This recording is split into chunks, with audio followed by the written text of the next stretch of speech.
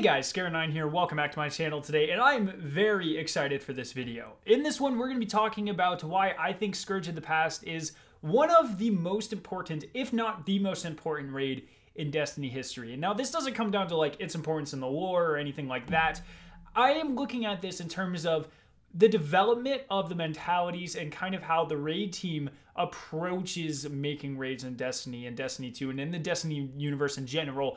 I think that this one sets a precedent that is going to be very important going forward. So if you're wanting to go into the raid blind, do not watch this video because I'm going to be spoiling every single encounter pretty in depth as well. So please, if you want to go in blind, don't watch this video. I did include a picture of the boss in the thumbnail. Bungie developers have started like retweeting pictures of him and stuff, and that's usually what I wait for. When I start seeing like developer commentary on like boss designs and stuff, I know it's kind of safe to start using these things in thumbnails and video footage and stuff like that. Because if the developer is recognizing that it's kind of like past the spoiler date, then I think it's fine for me as well. So that's why I did that. If anyone's mad at me, whatever, let me know down in the comments. Maybe I can be more accommodating next time or something. But there is going to be raid footage, so let's get into this. So the first reason I think that this raid is super important is the location.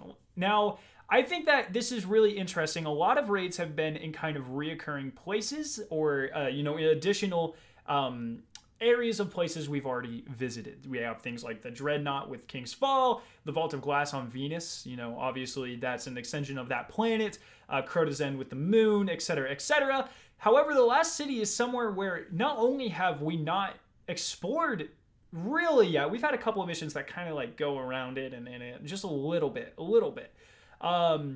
This raid really delves into it and does an amazing job of showing us the structure of it. We get to see an entire block of the city in the first encounter, and we get to just see kind of different areas of it as we go through the raid, which is very, very cool.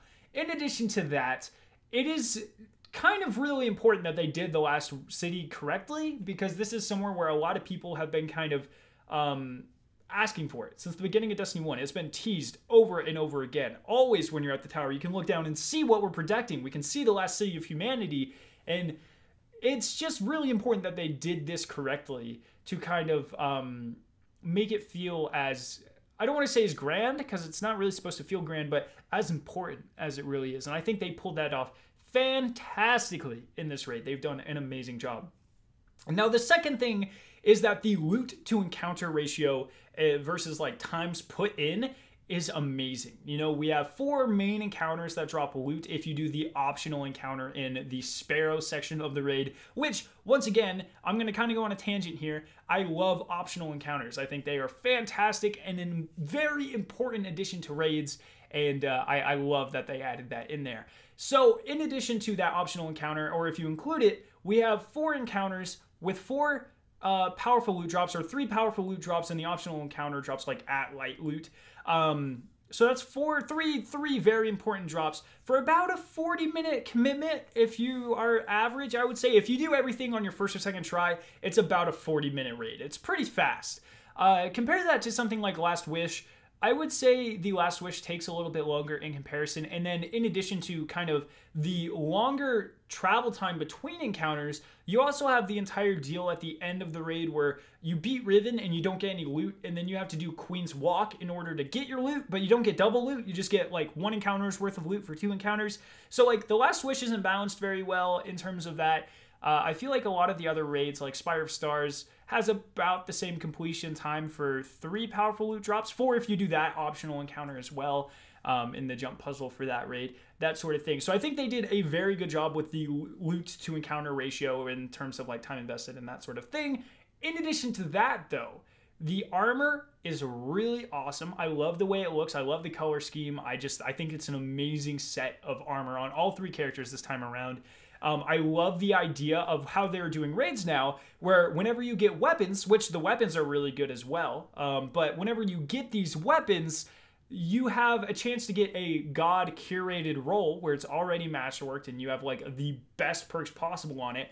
And I think that's really cool because in addition to kind of just completing the raid week after week after week for no reason, now you have kind of these additional items to farm for and really hope for, which is cool. It gives you additional things to chase. It gives you more reason to go back and do this raid week after week, and they are super good. The scout rifle has box breathing on it, making it a 3-shot kill because it's a 180 round per minute scout rifle. I believe I'm getting all this right. So it's a 3-shot kill, a 0.67 second time to kill, which puts it on par with the Luna's Howl. So if you can get that, you're set, right? You have the there's another one with a really good. The shotgun has like the best roll in the game possible, and it's kinetic, so it just makes this super crazy. It definitely like changes all of the possible loadout, especially with the change to the Icolo shotgun. It's really interesting because the threat level shotgun really is competitive, and there's a ton of these types of things in the raid in terms of weapons that are really good, and the curated weapons are really cool as well. And then in addition to that, the loot, just kind of from the encounters, you have 2 exotics to chase in this raid. The first being the Sparrow, which has a unique perk to the Sparrow where enemies don't really target you if you're on the Sparrow, that you can only get by doing said optional encounter in the Sparrow Encounter. And then you have the Anarchy Grenade Launcher, which hasn't proven to be the best yet. You know, maybe we haven't found its main utility yet. It looks pretty interesting, but doesn't look like, you know, 1000 voices great or anything.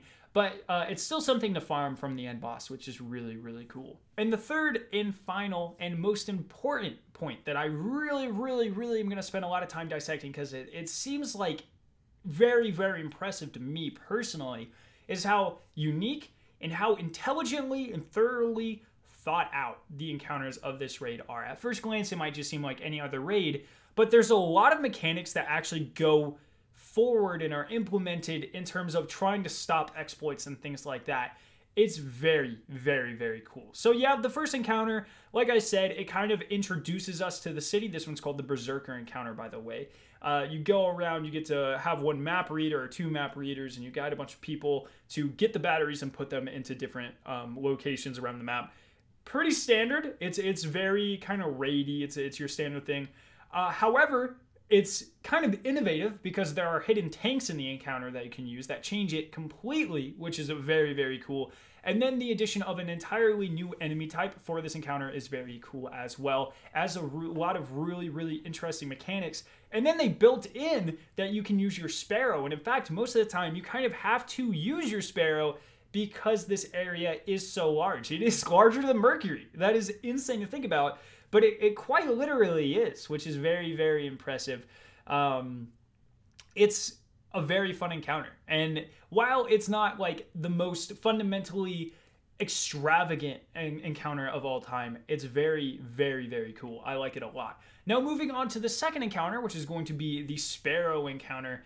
This one is freaking insane. This is probably the most unique encounter we've ever had in a raid, and honestly, it is the most fun encounter I think I've ever had in a raid. It is so much fun goofing around with your friends, trying to get through, screwing each other over inadvertently. You know, if you're driving right behind someone, the enemies on those turns are going to kill you, like, every time, and that gets hilarious. And then in addition to that, I've already mentioned this a couple of times, the optional encounter where you hit the 7 or 8 switches, I forget which one it is, but if you hit them all, you get the extra chest at the end, which is really cool. I think optional encounters are very important to raids. I think in Spire of Stars, it essentially helped make that raid as good as it was. You know, so if you're going for like a world record or speed run, you don't have to get them, but if you're looking for that extra loot or that exotic Sparrow or something like that, you have to do them.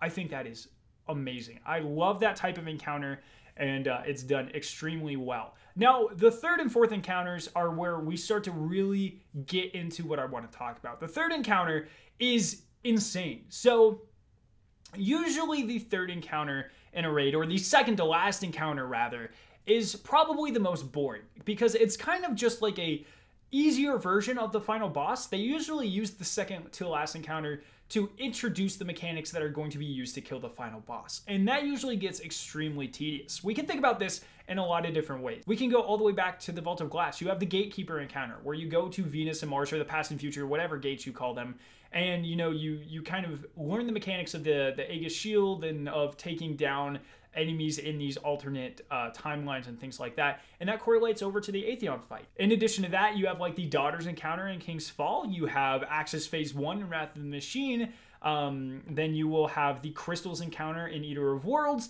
and the Destroy the Ships encounter within Spire of Stars. Very frequently Bungie likes to do this, where the first kind of iteration of the boss is way easier and it's nowhere near as fun. However, for Scourge of the Past, they have just completely flipped it on its head. It still introduces you to the main important mechanics of the final boss fight, being the parallel, angular, and continuous something with a C buffs that if you mismatch 2 of them, you die, and if you stack 2 of them, it rewards you. In this encounter, though, it is completely different. It doesn't reward you with additional damage, it rewards you with a freaking tank in a raid that you can use to then drive around frantically in a circle and destroy the boss. It is a hell ton of fun. It is extremely well done. I love the separation of the teams below and up top. Usually you have to kind of communicate between the 2 teams, that being like, you know, like the Callous Encounter, where you have 3 people in the Void, 3 people in the Throne Room, they're talking, and it's important that you kind of talk to each other. But in this one, there isn't really anything you have to tell to each other. You have to tell them to kill the servitor at certain points in time if you're looking to kind of double stack or whatever. But it's really not that important. It's really just 2 separate teams having a lot of fun killing things, getting buffs, killing servitors, and just having a lot of fun. It is a very, very, very well thought out encounter. It's a lot of fun, and it's not redundant in terms of being the exact same as the final boss encounter. It kind of adds to it a little bit. It kind of hints towards it a little bit, but it doesn't ruin it, and it's not boring, which is amazing. And then we get to the final boss, which is just amazing. I think in general, the Fallen are my least favorite enemy type in Destiny. I'm trying to think if that's right. But especially of the 4 kind of like main ones, the Vex, the Cabal, the Hive, and the Fallen have always been the least interesting to me. Yeah, sure, they used to worship the Traveler. They had their version of the Collapse of the Whirlwind. And they're kind of like what would happen to us if the Traveler left and all that sort of thing. That's all fine and stuff. But in terms of like fighting them, they've always been the least imposing to me. They're kind of like poor pirates that kind of poke you with sticks and stuff. They're not that interesting. And I think it is an extreme testament to the raid team's skill that they are able to take one of my least favorite enemy types and make it into one of my favorite raids ever.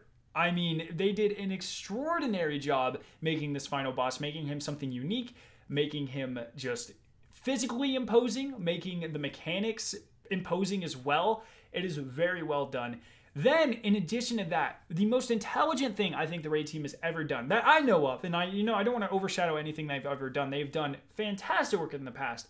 But I think the main thing that they were trying to solve with this boss was, A, how do we make a boss that is immune to the Icolo shotgun strat and immune to cluster rockets? And I think they did a very fantastic job with that. Now, I might be missing the mark completely, but if I was a raid designer going into this, if you guys kind of like think back, every encounter can be cheesed by either cluster rockets or Icolo shotguns. You have Riven, which uses a little bit of both. You have Valkor, all Icolo shotguns. You have Argos, Spire of Stars, all cluster bomb rockets. You have freaking Callus, cluster bomb rockets, etc., etc. It's kind of a plague on this game at this point until you get to the Scourge. And it's amazing what they did with the C, A, and P buffs. Making it so you can't all stand on top of each other eliminates Icolo shotgun. Now, sure, you can have like one person in a rift doing 6 million damage every second damage phase once they get enough ammo, and it is sort of possible.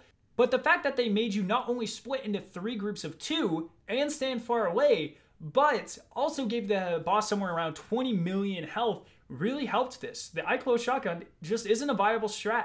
Then, in addition to that, you have the fact that he has so much health really render useless cluster bomb rockets as well, because you might get like half of his health down, but then you're like, what are you going to do for the other half? So it's not the perfect fix. I'm sure someone will find a way around it, and you'll finally be able to kill him with like potatoes or something, because that happens every raid. But for right now, they did such an amazing job of kind of rendering the cluster bomb strat and rendering the Icolo shotgun strat useless that I really have to give them a lot of applause for it. It's very, very, very clever. I'd say the only downside to that is at the moment, it seems like the only thing you can really effectively kill him with in terms of like being able to reproduce it a lot would be the Whisper of the Worm. I'm sure that'll change as we all kind of like hit that 650 mark and get more powerful and stuff. We'll be able to kill the boss with more things.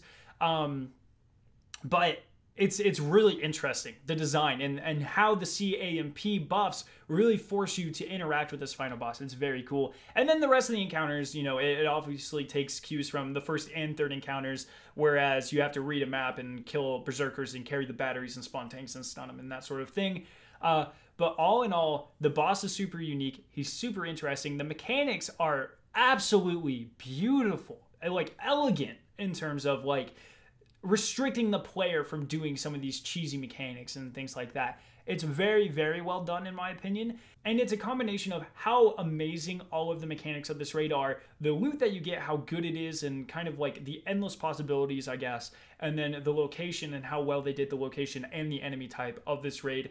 All of those things come together and really kind of set a really, really high precedent for the future of raiding. You know, we're not going to be able to see anything like Callus in the future where you can one-phase them with Rat Kings. I think like with this raid, they said, you know, we're done with the cheesy mechanics, and they're really looking for unique ways to solve problems and make us solve puzzles, which is very, very cool. So let me know what you guys think about all this down in the comment section below. Do you think I'm overhyping it? I personally don't think I am, obviously, or else I wouldn't be making this video. But let me know what you think about the Scourge of the Past raid in general down in that comment section. I hope you guys did enjoy this video. If you did, make sure to leave a like rating and share it with your friends. If you are interested in watching either of the two videos on screen, you can click their respective annotations to be taken to them. If you're brand new to my channel, make sure to hit the giant version of my logo on screen to be subscribed to more awesome Destiny 2 videos and live streams. Thank you guys so much for watching today, and I will see you in my next video.